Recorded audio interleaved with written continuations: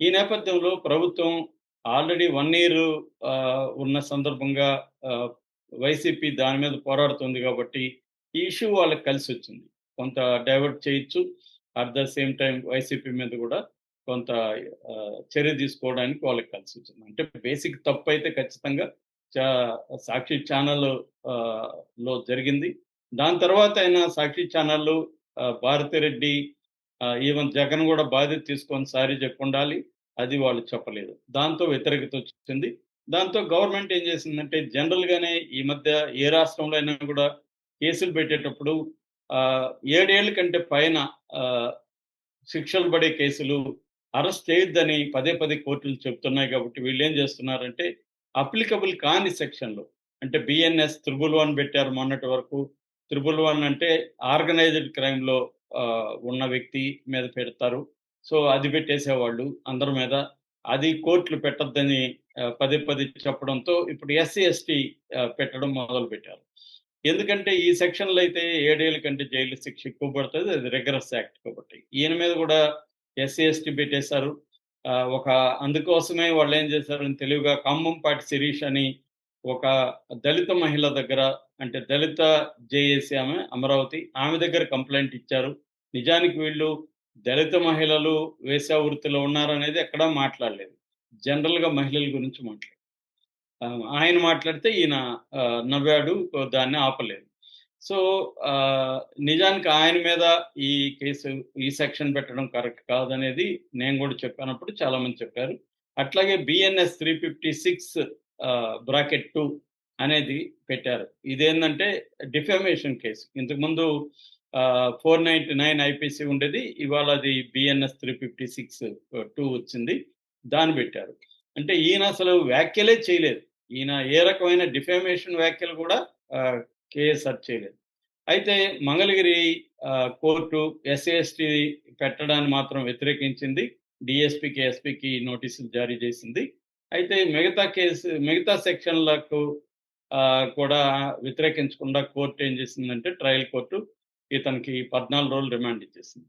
దాంతో వైసీపీ తరపున అంటే కొమ్మినేని తరపున సుప్రీం కోర్ట్‌లో ఆహ్, బెయిల్ పిటిషన్ ఏసారు. ఆ bail petition Ponnavolu, Allanki Ramesh, Siddhartha Dave senior supreme court advocate వీళ్ళ ముగ్గురు ఆర్గ్యూ చేశారు. ఇటు గవర్నమెంట్ తరపున నేను చాలా సార్లు చెప్తున్నాను చంద్రబాబు ఏం చేస్తున్నాడంటే ఆయనకు ముందు నుంచి కూడా ఈ అలవాటు ఉంది. చిన్న కేసుల్లో కూడా పెద్ద లాయర్‌లని ఆయన రంగంలోకి దించుతాడు. అలాగా ఇందులో కూడా సీనియర్ సుప్రీం కోర్టు అంటే టాప్ 10లో ఉండే ఇద్దరు అడ్వకేట్‌లని సిద్ధార్థ లూత్రా ఆయన ఒక రకంగా ఆస్థాన అడ్వకేట్. చంద్రబాబు పర్సనల్‌గాను చంద్రబాబుకి గావచ్చు, రామోజీరావుకి గావచ్చు, సునీతకి గావచ్చు ఇలాంటి వాళ్ళకందరికి కూడా ఆయనే అడ్వకేటు. దాంతో పాటు గవర్నమెంట్ వచ్చినాక గూడా ప్రతి గవర్నమెంట్ చిన్న ముందస్తు బెయిల్‌కి గూడా ఆయన అడ్వకేట్‌గా ఉంటున్నారు. దాంతో పాటు ముకుల్ రోహత్గి ఆయన గూడా రంగంలోకి దించారు. So, Mukul Rohatgi and Siddharth Luthra state government Andhra Pradesh state government పైన ఆర్గ్యూ చేశారు. సో, ఇక్కడ ప్రధానంగా ఏం జరిగిందంటే వీళ్ళ ఆర్గ్యుమెంట్ ఏందంటే ఎవరు గవర్నమెంట్ తరపున అడ్వకేట్‌ల ఆర్గ్యుమెంట్ ఏందంటే ఈయన ఆయన కృష్ణరాజు కామెంట్లు చేస్తుంటే దీన్ని అబెట్టింగ్ అంటారు. అంటే దాన్ని మరింత ఆహ్, అగ్నికి ఆజ్యం పోయడం. మరింత పెంచేదానికి ట్రై చేశాడు. తర్వాత గ గోడింగ్, గోడింగ్ అంటే దాన్ని ఇంకా పంపు కొట్టడం. తర్వాత లాఫింగ్ నవ్వుతా ఉన్నాడు అనేది ప్రధానంగా చెప్పారు. వీళ్ళేం చెప్పారంటే సిద్ధార్థ దవే ఏం చెప్పాడంటే కొమ్మినేని అసలు కామెంట్ చేయలేదు. ఒక యాంకరు ఒక ఛానెల్‌లో ఒక యాంకరు ఆహ్, ఒక ప్రోగ్రామ్‌ని కండక్ట్ చేస్తున్నప్పుడు, ఆ ప్యానెల్‌లో ఎవరో ఒకరు చేసిన కామెంట్‌లకి ఈయన ఎట్లా బాధ్యుడవుతాడు అనేది ఈయన లా పాయింట్ తీశాడు.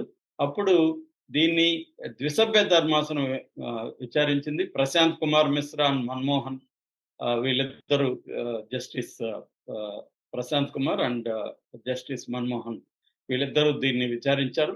అప్పుడు ప్రశాంత్ కుమార్ మిశ్రా అన్నాడు, అంటే ఈ కేసు నవికా కుమార్ అండ్ రాజ్‌దీప్ సర్దేశాయ్ లాంటిదేనా అని అడిగితే అబ్సల్యూట్‌లీ అని సిద్ధార్థ దవే అన్నాడు. అంటే ఇంతకుముందు వాళ్ళకి గూడా ఇట్లా యాంకరింగ్ చేసేటప్పుడు వేరే వాళ్ళు కామెంట్లు చేసినట్టు కేసులు పెట్టారు. సో, దాంతో ప్రశాంత్ కుమార్ మిశ్రా ఏమన్నారంటే ఆయనేమి కామెంట్లు జేయలేదు డైరెక్ట్‌గా. ఆయన నవ్వడం తప్పెలా అవుతుంది? మేము గూడా నవ్వుతాం ఇక్కడ. ఒక్కొక్కసారి చాలా ఘోరమైన కామెంట్లు ఎవరైనా చేసినప్పుడు గూడా ఆహ్, దాన్ని నవ్వుతూ కొట్టేస్తాము. అంత మాత్రాన నవ్వడం అనేది ప్రతిసారి ప్రోత్సహించినట్టేమి కాదు. అట్లనుకుంటే మేము రోజు ఇక్కడ అనేక సార్లు నవ్వుతూనే పనిచేస్తుంటాము. సో, యాంకరు నవ్వినాడని యాంకరు మీద ఎస్సీ, ఎస్టీ ఇలాంటి కేసు పెట్టి 70 ఏళ్ల సీనియర్ జర్నలిస్ట్‌ని అరెస్ట్ చేయడం కరెక్ట్ కాదు. రెండోది ఆర్టికల్ 19(1) ప్రకారం 1 ఏ అంటారు. 19(1) ఏ ప్రకారం ఫ్రీడమ్ ఆఫ్ ద ఎక్స్‌ప్రెషన్ అనేది, ఫ్రీడమ్ ఆఫ్ స్పీచ్ అనేది ఉంటది. అట్లాగే 1985లో Indian Express versus State of Union of India Union of India కేసులో ఫ్రీడమ్ ఆఫ్ ద ప్రెస్ గూడా ఈ ఫండమెంటల్ ఫ్రీడమ్ ఆఫ్ ద స్పీచ్‌లో భాగమని సుప్రీం కోర్ట్ చెప్పింది. కాబట్టి ఈ case very important. Freedom of the press అనేది ఇంపార్టెంట్. ఒక సీనియర్ జర్నలిస్టు, ఒక యాంకరు 70 ఏళ్ల ఆ వ్యక్తి ఆయన ఒక ప్రోగ్రామ్‌ని కండక్ట్ చేస్తున్నప్పుడు ఎవరో చేసిన కామెంట్స్‌కి ఆయన నేరం చేసినట్టయితే కాదు. ఖచ్చితంగా ఆయనకి బెయిల్ ఇవ్వాలి. అట్లాగే ఎస్సీ, ఎస్టీ కూడా అప్లికబుల్ కాదు. సో, అని క్లియర్‌గా ఆహ్, కోర్ట్ చెప్పింది. అయితే కండిషన్ మాత్రం ట్రయల్ కోర్టే పెట్టింది. ఆయనకి బెయిలు ఇవ్వాలనేది మాత్రం సుప్రీం కోర్టే చెప్పేసింది. ఇది ఇటీవల చరిత్రలో రేర్ జడ్జిమెంట్. మామూలుగా అయితే ట్రయల్ కోర్ట్ ఇకపోతే హైకోర్ట్‌కెళ్ళమంటుంది సుప్రీం కోర్టు. కానీ హైకోర్ట్‌కెళ్ళమనలేదు. అది కూడా అన్నాడు సిద్ధార్థ లూత్రా. హైకోర్ట్‌లో వెళ్ళమనండి సార్ వాళ్ళని. మీ దగ్గరికెందుకొచ్చారంటే కూడా, లేదు ఇది ఖచ్చితంగా ఇది ఫ్రీడమ్ ఆఫ్ ద ప్రెస్‌కి విఘాతం కలిగిస్తుంది. ఖచ్చితంగా ఈయన మీద పెట్టిన ఎఫ్ఐఆర్‌లో ఈ సెక్షన్‌లు చెల్లవు. ఈయనకి బెయిలు ఇవ్వాల్సిందే అని దిశభ్య ధర్మాసనం